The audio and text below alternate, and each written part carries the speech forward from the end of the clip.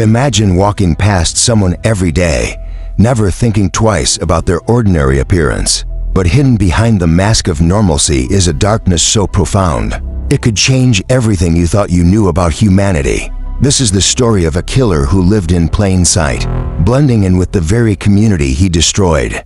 In the quiet town of Mapleton, nestled in the heart of the Midwest, life seemed peaceful, but beneath the calm, an unspoken terror lurked. For years, a serial killer moved through the town without leaving a trace. He was a shadow hidden in plain sight. His name, Henry Foster. Foster was the epitome of what everyone considered normal.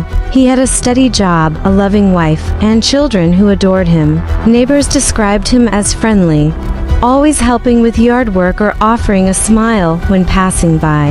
On the surface, he was the perfect man, but what they didn't know was that every night, Foster wore a mask, one that allowed him to hunt without suspicion. What makes him so terrifying, says criminal psychologist Dr. Lydia Davis, is his ability to blend in. The world never saw him coming because no one ever thought to look at him twice. That's the kind of predator we're dealing with here. Henry Foster's life hadn't always been this way. Growing up in a small town, he was never the standout child. He didn't have a rough childhood, nor did he exhibit any of the classic signs of a future killer. He didn't hurt animals or have explosive outbursts, but his early teenage years revealed something disturbing and intense curiosity about crime. As a teenager, Henry became obsessed with reading about historical figures, particularly those whose stories were shrouded in mystery and solved murders, missing persons, and cold cases. He would spend hours in the library, poring over articles and case files, learning everything he could about the minds of serial killers. Despite his quiet demeanor, Henry began secretly following the news of violent crimes across the country. By the time he was in his early 20s, something shifted inside him. He no longer just read about crime, he began to imagine himself in the shoes of the killers he studied. The desire to act on his dark curiosity grew stronger with every passing year.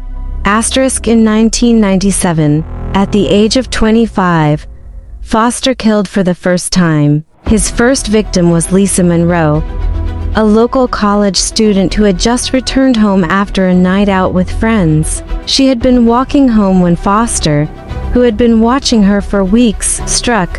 He offered her a ride, and after a brief conversation, she agreed. What followed was quick and terrifying. As Lisa got into the passenger seat of his car, Foster attacked. He strangled her with a piece of rope he had brought with him, something he had planned in advance. He drove to a secluded area near a park, where he disposed of her body. He took a moment to sit by her, feeling the power surge through him. This wasn't just about the kill, it was about control. And now, he wanted more. Over the next 2 years, Henry Foster followed the same pattern. He selected his victims carefully, usually young women, often out late at night alone. He would strike under the cover of darkness, always following his ritual. He would watch his victims for days, learning their routines, before making his move. He believed that by targeting women who were often overlooked or deemed vulnerable, no one would notice their disappearances. As each murder occurred, the fear in Mapleton grew.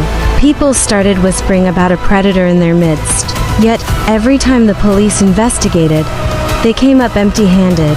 Foster was always one step ahead. He was methodical, cold, and completely focused. No one suspected the man who had been a part of the community for so long. In 2001, Emma Jackson, a 22-year-old waitress, came dangerously close to being Henry Foster's next victim. She had recently moved to Mapleton to start fresh after a bad breakup. Foster had been following her for weeks, waiting for the perfect moment to strike.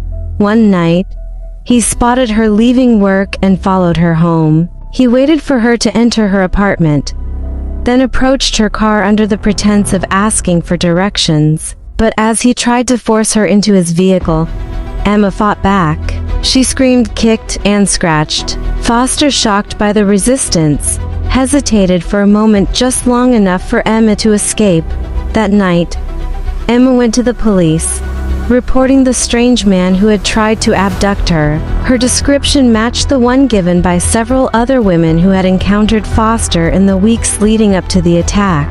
But the authorities still had no idea that Henry Foster was the killer they had been hunting for so long. Over the next few months, Detective Rachel Harris and her team focused all their efforts on Emma's report.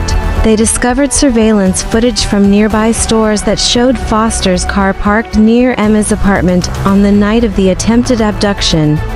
Upon further investigation, they uncovered links to other cold cases in the area. The evidence began to point directly at Henry Foster. It was time to bring him in.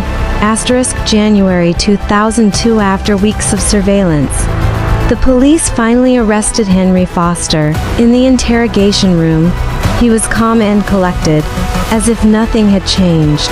When asked about the murders, he showed no remorse, describing each killing in chilling detail, as though he were recounting a mundane event. Foster confessed to at least 7 murders, though investigators suspect there were more victims. His methodical nature, combined with his ability to blend in, had allowed him to evade capture for so long. The investigation revealed that he had been operating under the radar for almost a decade, with no one suspecting the quiet man next door. The most terrifying part of Henry Foster's story is not just the lives he took, but how he moved through the world unnoticed, unseen, blending in perfectly with the ordinary, until he was caught.